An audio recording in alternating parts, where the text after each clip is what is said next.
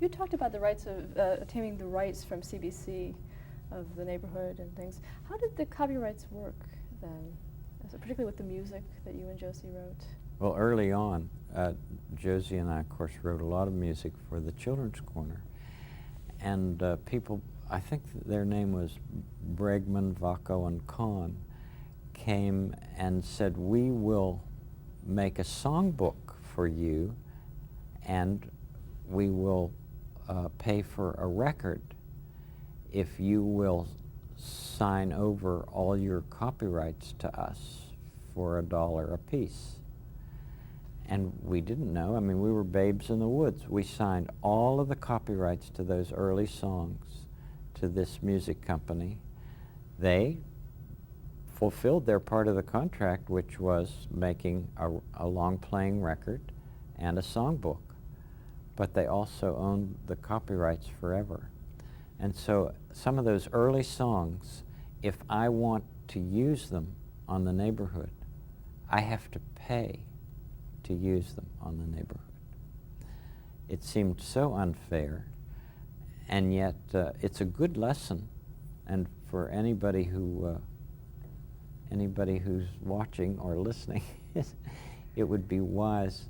Of course, I don't know that anybody these days are as I shouldn't say dumb, but well, I guess it was dumb, are as naive as Josie and I were at the beginning. But we've done fine, and there were some songs that I would be glad to use more, but I just don't schedule them because there's no sense when I can write another one that's just as good. Okay, before we left off, we were talking about EEN. Yes, Eastern Educational Network asked us to build programming, a half-hour program out of the material that we had from Canada, which was a 15-minute program. So we took the opening and close off the Canadian program and expanded them and used the neighborhood of make-believe that was already produced, and we made 100 programs. And I asked Johnny Costa if he would help us. He was not involved in the Children's Corner. I was the one who did all of the playing in the Children's Corner. And I took him to lunch one day, and I said, we have this agreement to make 100 programs. I don't have very much money. Would you do it for us? He said, how much money do you have? I said, I have, for the music budget, I have $5,000. And he said, that's exactly what my son needs for this next year of college. I'll do it. So that's how that began. And of course, Johnny stayed with us until he died. Who else was on the show? On the early program, I remember knowing that we would have to have somebody who was in charge of props. And I talked with a friend of mine who knew David Newell. And he said, you know, the perfect person would be David Newell. And I said, well, where is he? He said, well, he happens to be in England at the moment. He had lived in Hawaii. I mean, David is the most eclectic man and wonderful person, as you know. And so we wired him in London, and he accepted the position. And he came back. And of course, that's how Mr. McFeely started. He did the props, but he also did Speedy Delivery. And as I say, when you look back, you know, hindsight is much easier than foresight, but you look back and you think, all of these people came along at just the moment that they were needed. And it's still happening. You know, it's still happening. I had written a script thinking that this young Spanish-speaking man in California would be able to do this part. Just so happened he was teaching school, and just like him. He would not leave his class to come and tape for a week. He said, they need me at the end of the school year. So we found this other young man in New York who was delighted to do it. He's turned out to be wonderful. What can I say?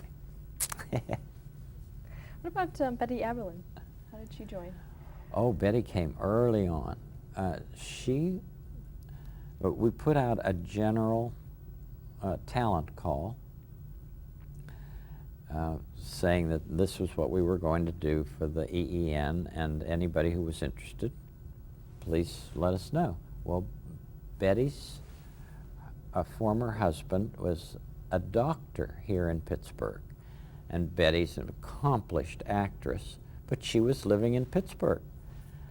So she knocked on our door and said, I sure would like to help. Well, she was a great addition, of course. And as a matter of fact, she's somebody who talks a lot about whimsy, too. She loves whimsy.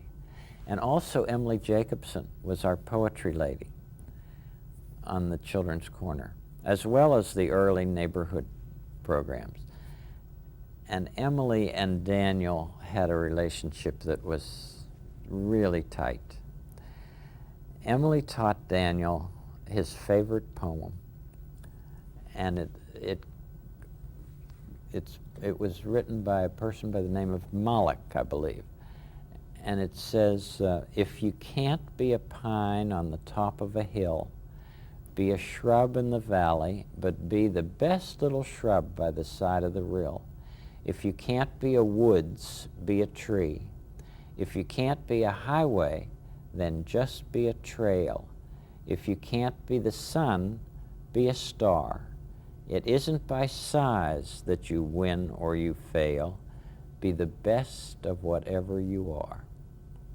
And if you go out in the hall and go to the water fountain, right above the water fountain, you'll see that the rooms around there are dedicated to Emily Jacobson. And then it says, beloved poetry lady of the Children's Corner and the neighborhood. And then underneath it says, be the best of whatever you are. Emily was from Britain. And she had seen the Children's Corner. And one day she just arrived at the station and said, is there anything I could do for you? Well, with that accent, you know, when you're doing an hour a day, you're mighty glad for people to show up on your doorstep. How about Joe Negri? Oh, Joe's, as you know, a fabulous musician. And how did it start that he became Handyman Negri? I don't know, it seems like he's always been with us. But, of course, Johnny Costa would have known Joe. And, in fact, Johnny attracted a lot of first-rate musicians to the program. People wanted to come and play with John. And that's what it was. It was playing with people. You know, playing with people who just loved their métier, loved their craft. That's what we all did. From the very first, there was a visitors gallery at WQED early on. Great, big, long visitors gallery. Classes used to come from schools and things, and they'd just look down. It was on the second floor, and they'd look down these glass windows and watch us making the program. And I think what they got from that was, hey, here are people who are having a good time.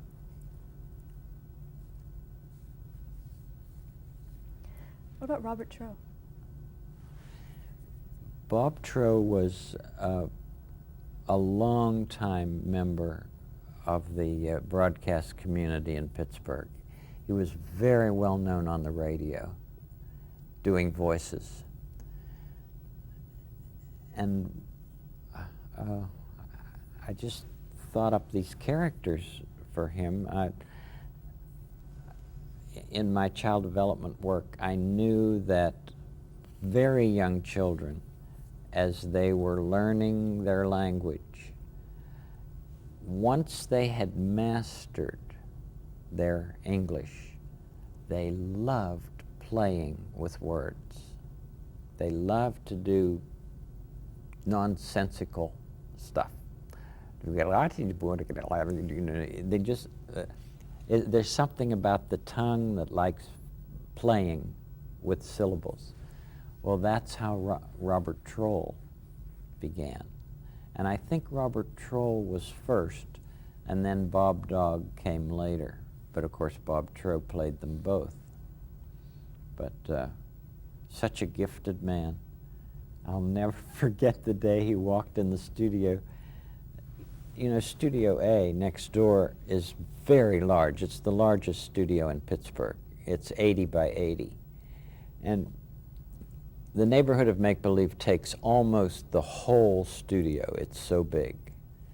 Bob Troll walked in one day and he looked at the whole place set up with the Eiffel Tower and the castle and the factory and the tree and Lady Elaine's museum go around and Daniel's clock and all of these fanciful places.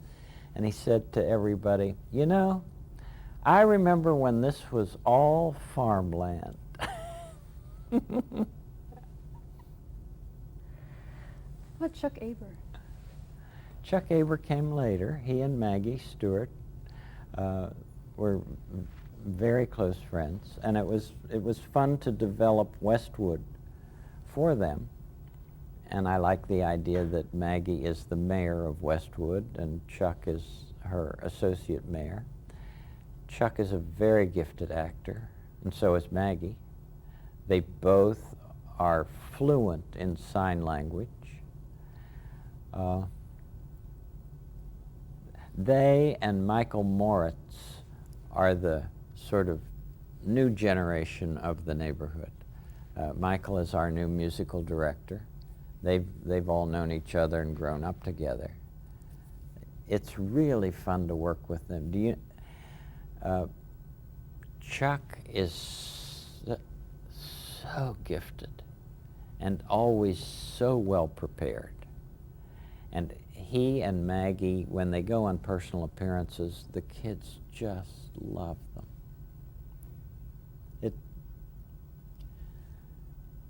Karen, I've been blessed beyond measure with the people that I've worked with through the years.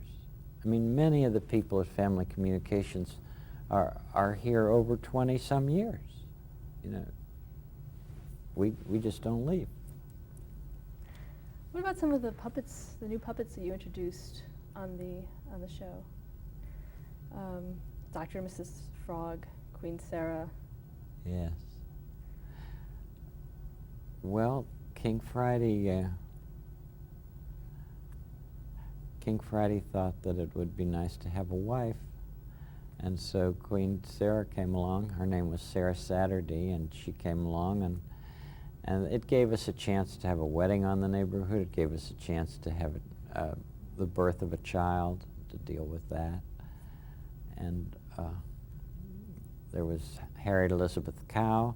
Sarah, of course, is the first name of my wife. My wife's name is Sarah Joanne. And so, of course, she would be the queen. But Queen Sarah... I'm in charge. Let me see here. Well, she's not here. But she's in charge of Food for the World. She's the president of Food for the World, which every once in a while they'll refer to, you know, she's going to have a meeting for Food for the World, and they collect stuff and take it all over the world. Harriet Elizabeth Cow, my aunt's name was Harriet Elizabeth Rogers, and so the teacher in the school is Harriet Elizabeth Cow, and Bob Troll did her voice, so we won't have her now. And there's Purple Panda. And Lady Elaine discovered Planet Purple, and of course that's where she met Purple Panda. You know, this is a history of a a make-believe universe, you know. The ties are intricate. Talk about some of the other puppeteers you had working with you. William Barker. Oh, Bill Barker. Bill was a very good friend of mine from, well, he's a minister, and he was at the Bower Hill Church here in Pittsburgh and loved anything Scotch. In fact, he plays the bagpipes, goes to Scotland every year. He and I went to the Middle East 2 or 3 times, the Holy Lands, and it was his father-in-law who was vice president of the seminary. And Dr. Cotton said, you know, I'd like you to know my son-in-law. I think you all would get along famously. Well, he was right. Bill he's a great scholar and a great person. And I love the voices that he does for the platypuses. And of course, Carol does the baby platypus, Anna. And Anna was named for Anna Freud. Anna Platypus. When I went to England one summer, I was able to go to the Hampstead Clinic, where Anna Freud and Dorothy Burlingham were in charge of this clinic. That's where Sigmund Freud, you know, moved after Vienna. They went to live in Hampstead, outside of London. And I remember one time sitting in a case conference with the people at Hampstead, and Anna Freud was there, and somebody else had presented this little girl. She was 5 years old. And this little girl had moved something like 4 times in her 5 years and had lots and lots of difficulties. And of course, they were all presented in this case conference.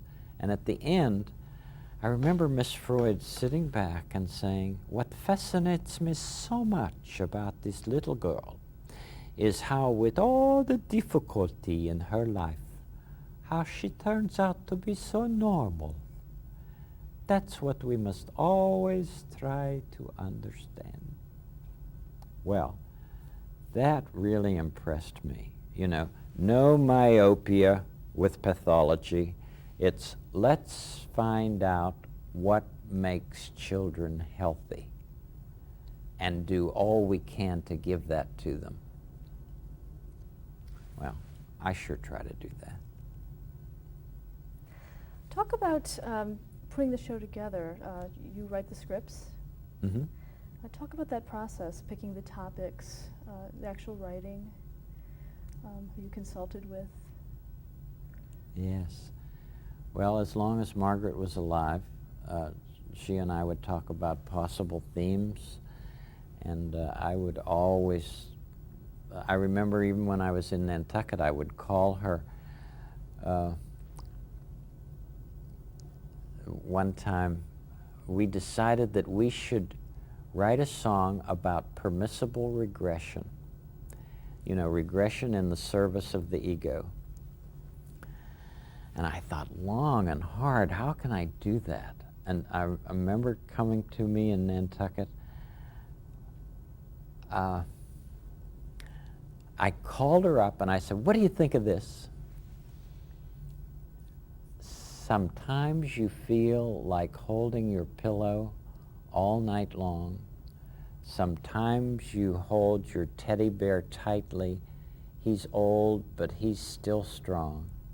Sometimes you want to snuggle up closely with your own mom and dad at night. You even need the light sometimes, but that's not bad. Please don't think it's funny when you want an extra kiss. There are lots and lots of people who sometimes feel like this. Please don't think it's funny when you want the ones you miss. There are lots and lots of people who sometimes feel like this. Well, she was so pleased. And the last verse, I mean, there are several verses, but I remember the last verse saying, and I remember, writing this out in the workhouse, right there at the lip of the sea. Oh, there's nothing better for me than being right beside the sea. In the long, long trip of growing, there are stops along the way for thoughts of all the soft things and a look at yesterday, for a chance to fill our feelings with comfort and with ease, and then tell the new tomorrow, you can come now when you please. So please don't think it's funny when you want an extra kiss. There are lots and lots of people who sometimes feel like this. Please don't think it's funny when you want the ones you miss. There are lots and lots of people who sometimes feel like this. Now, that's our response to what the people in the field of child development would say, permissible regression. Regression in the service of the ego. In other words, stepping back and feeling that it's all right to do younger things in order for you to then later go forward. Can you give me an example of how you would segue into that song?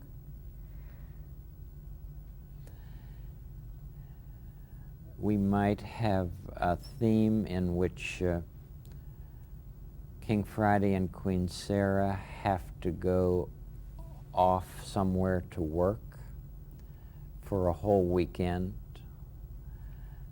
and Chuck Aber would be the babysitter for Prince Tuesday, and Prince Tuesday would have fun together until it was time to go to bed, and the prince was starting to feel, I can't stay brave for this whole evening.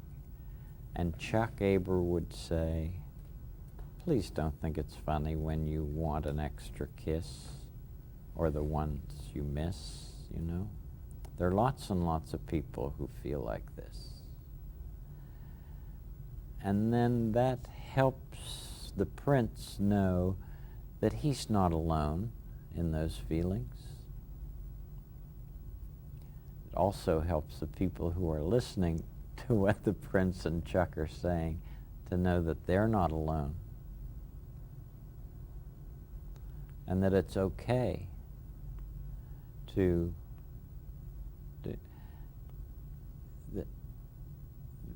many children will do what adults might consider inappropriate things for their age when they happen to be feeling stressful. Well, all they're doing is going back to an earlier time to help their feelings at the moment. It doesn't mean they're going to stay there all the time. It just means that they're regrouping so that they can take the next step in their own development. Can you describe, for those who may not have seen Mr. Rogers, exactly how the format of the show?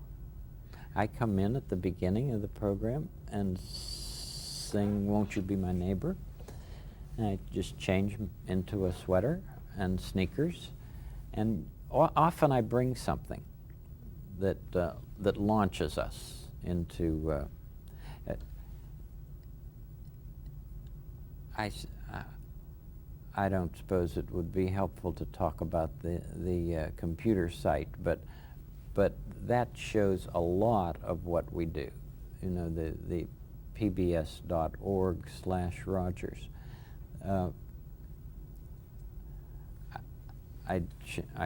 those sweaters that my mother made. You know, that was and just get comfortable and then talk with the children about what we might be doing. And then I might take them to a dance studio, or I might take them to a place where somebody's making pottery, or we might go to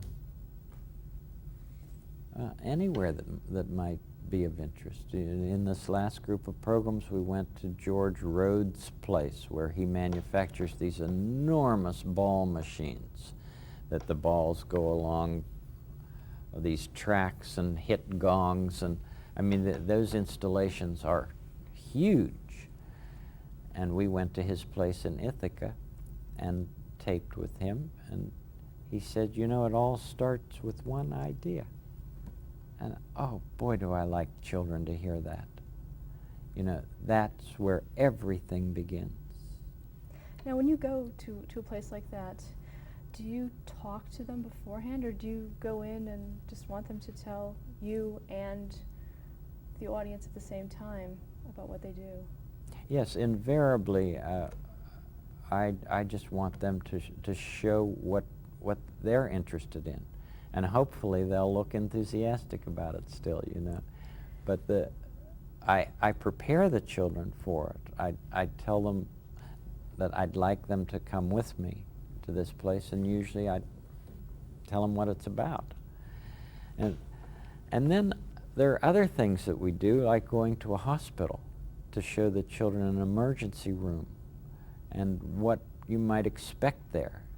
I mean, a simple thing like a papoose board for a very young child can be very frightening. Well, I had them put me in a papoose board so that children could see that, well, Mr. Rogers did it, it must be okay. You know, because I do think that the children trust me. Because if something's going to hurt, I'll tell them. You know, and if it's not going to hurt, I'll tell them. And